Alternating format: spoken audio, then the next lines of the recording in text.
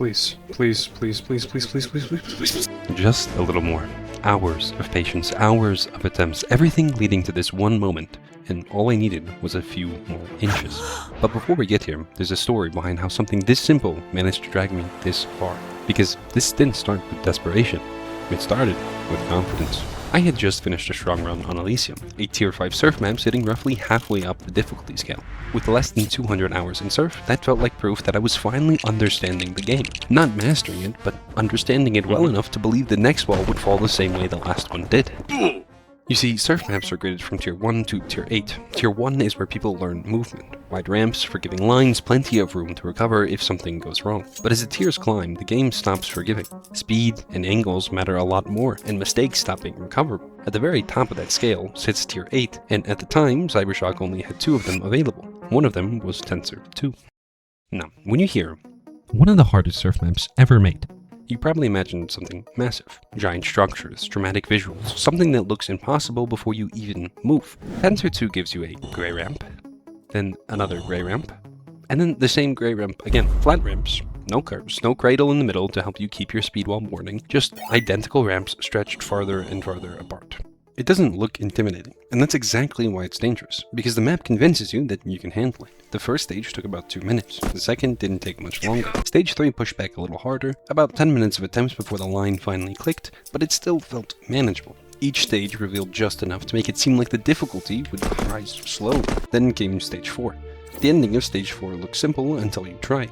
You jump over a ramp covered by a grate, slip underneath the same grate, and flick off from the very bottom of the ramp. The grate blocks most of the surface, so only the lower portion of the ramp can actually be used for takeoff. From this tiny strip of ramp, you have to launch over a wall and land perfectly into the finish. 40 minutes. 40 minutes of attempts before everything finally lined up. And when it did, I was... Please. It's not enough. Is it enough? Oh my god. I'm gonna kill myself. To say the least, ecstatic. After about an hour, I had already cleared half the map. It felt like real progress, but surf confidence is fragile. Alright. Before I lose my fucking sanity, I should remember I passed half of this map. You're right, I passed half. Which means nothing. Cause look at this shit! And after just over an hour, I had to leave. The next time I loaded the map, it was back to the start. Stage 1 in a minute, stage 2 just under a minute, stage 3 first try. You start noticing a pattern. Figuring out the line takes forever. Repeating it takes almost no time at all. Within 90 seconds, I was already back at stage 4, the stage that had taken me 40 minutes the day before. Surely this time it would crumble. 35 minutes later, I was still stuck. The confidence that had quickly built up collapsed just as quickly. Eventually I cleared it again, this time in just under 10 minutes, and suddenly the map opened up into territory I had never seen before. Stage 5 fell faster than expected, which meant there was nothing left between me and Stage 6. Stage 6 begins by dropping you onto 3 segmented ramps. In the last one, you flick off, spin a full 180 degrees, and land back on the same ramps to keep your speed alive. From there, you slide underneath the starting platform onto another ramp, flick over a grate, and launch into a jump that feels impossibly far. If you land that ramp, you still have to fly towards another set of segmented ramps, carrying as much speed as possible and launch again. From the final ramp, the finish line sits almost an entire football field away. There's a low-hanging ceiling hanging over the jump and a wall you have to clear at the very end. For a long time, I wasn't trying to beat the stage. I was just trying to see the next ramp. Each attempt gave something small. A cleaner angle, a slightly better landing, a little more control. It felt like progress, until it didn't. The improvements stopped, the same mistakes started repeating themselves, time slipped by without me noticing, confidence slowly turned into doubt. The map hadn't changed, but no, the way it felt had. And then, almost suddenly, I reached Stage 7.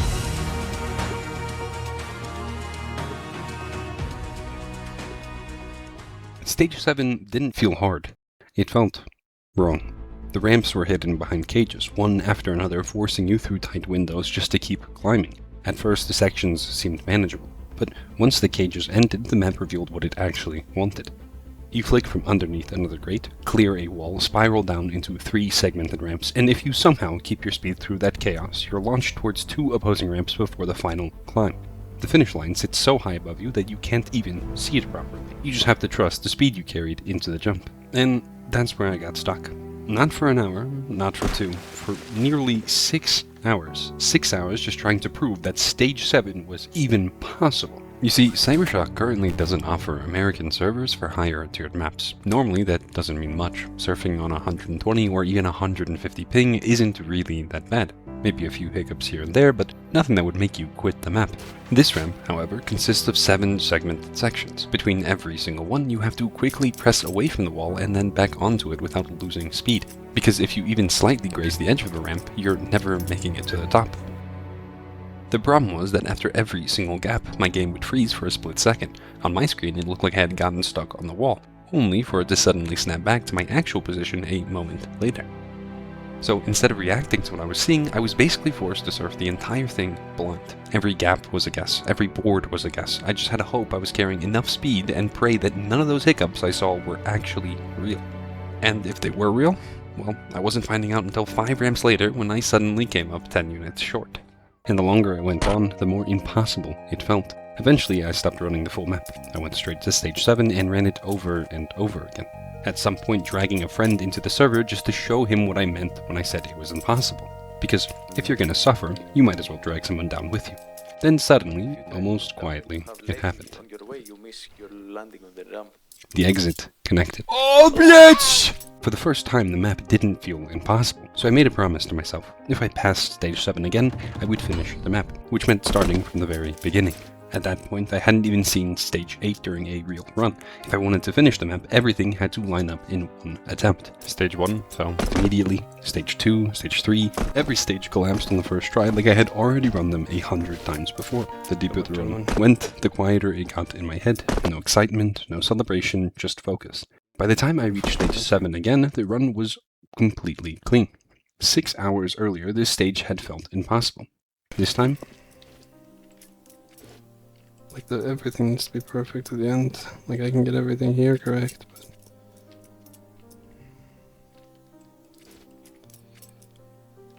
Hours of practice gone with the wind. Oh. Really, really good attempt. Really, really, really good attempt! Oh my god. I passed it, which meant there was only one thing left between me and finishing the map for the first time. Stage 8. I had never reached it in a real run before, and now the clock was already pushing an hour.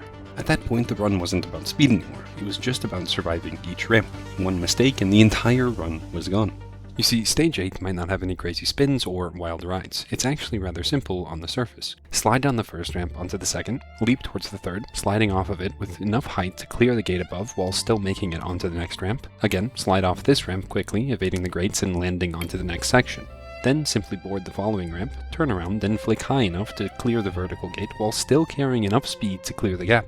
Then just land underneath the graded ramp. From there, spin out towards the next ramp and with just enough speed to barely avoid touching the ground, pass over another grate before immediately spinning 180 degrees to barely make it onto the penultimate ramp. Then simply ride off with enough height and speed to avoid slamming your head while still making it onto the final ramp. And if you've done everything right, not just barely made every ramp, but preserved as much speed as physically possible, you'll make the finish.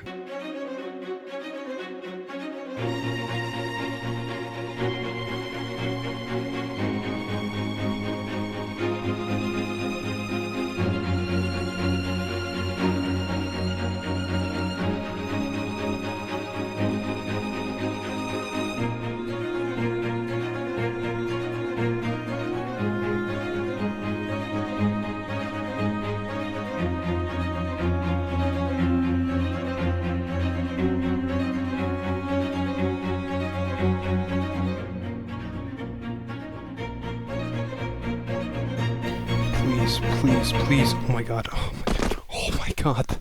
Oh my god. Oh my god. Oh my god. It's sub 3 hours. When the final jump finally connected, I just sat there for a second, staring at the finish. 2 hours, 59 minutes, and 45 seconds. Earlier I had joked that I would at least beat the map in under 3 hours. Technically, I kept the promise. And that should have been the end of it. I had finished the map. The first completion was done. The suffering was over. But the strange thing about Surf is that finishing a map rarely feels like the end. It just changes the question. The moment the run was done, another thought quietly replaced it. I think that I could burn... Yeah, I could definitely burn another hour. So I started running it again. At first, the improvements came quickly. 3 hours dropped to 30 minutes, 30 minutes slowly turned into 15. The early stages that once felt like walls were now just warm-ups. The lines were familiar, the ramps no longer felt mysterious. But the deeper stages never really stopped pushing back. Stage 6 became the gate, the segmented ramps, the spin back onto the line, the launch underneath the platform. Every piece of this stage demanded precision, and even small mistakes killed the run before it even reached the later parts of the map. Still, every so often a run would slip through, closer and closer to 10 minutes, and then one day something happened to completely shift how I looked at the map. It's fairly uncommon in CS2, but every now and then a CS Source player wanders over to see what surfing in CS2 looks like these days. Meet Benalili. According to him, he has somewhere around maybe 3,000-4,000 surf hours. Most of them on 60-tick Source, which is a terrifying amount of experience when you stop and think about it. The result is that he can casually load into a map and erase times you spent hours grinding for. You know that feeling when you finally get a run you're proud of? He's the reason that feeling doesn't last long. And he still was determined to prove himself on the hardest surf map in the game. 4 people stayed to watch his attempt. Someone even bet a potato he would beat the map in under an hour. His first real run took just over an hour. The potato was lost. And then on the very next run, he finished the map in 8 minutes. Watching that did something strange to my brain. Up until that moment, breaking 10 minutes had felt like a huge goal, something far away, something I wasn't even sure was realistic yet. But seeing someone finish the map that quickly changed the way the map felt. If 8 minutes was possible, then maybe perfection wasn't completely out of reach either. So the runs kept going. Hours of them. Some runs died immediately. Some runs made it deep into the map before collapsing, and every once in a while something special would start to happen. A run where everything lined up. Stage 1, Stage 2, Stage 3, Stage 4, each stage falling on the first attempt. The deeper the run went, the more pressure started to build. Not because the map was different, but because I knew exactly how rare these runs were. Eventually, one of these runs reached Stage 7. No hesitations, no mistakes, it passed clean, which meant the run had finally made it to Stage 8 without a single error. And that's where everything fell apart. The final stage pushed back harder than anything else in the map, attempt after attempt slipping away right at the end. Some runs died instantly, others got painfully close before collapsing at the last moment. All I have to do is somehow not fuck it up on this one. And we're good. Improvement, I guess. When I finally finished a 7-minute run, I expected to feel proud. Instead, I felt disappointment. That was the moment something shifted. The map had stopped feeling like a challenge. It turned into an obligation. Every run felt heavier than the last. The pressure to get the perfect run slowly drained all the enjoyment out of it. So I eventually stopped. I left Tensor behind and went back to the maps I actually loved. Boris and other Tier 1 maps, the kind of maps where you just surf without thinking too much about the clock. And something strange started to happen. My old runs began falling, run after run, faster than anything I had done before. I wasn't grinding anymore, I wasn't forcing anything, I was just flowing through the map. Soon I started placing top 500 on some of the biggest surf maps in the game, and that's when I finally understood what Tensor had done. It didn't give me joy, but it gave me skill. And even now, every once in a while, I still load the map again. Part of me is still wondering if maybe this time the run will finally come together. But every time I come back to the same realization, I just don't love that map. What it gave me wasn't passion, it was growth. Because in surf, there's always a beginning, but there's never really an end. There's no final run, no perfect time, just the next line waiting to be written.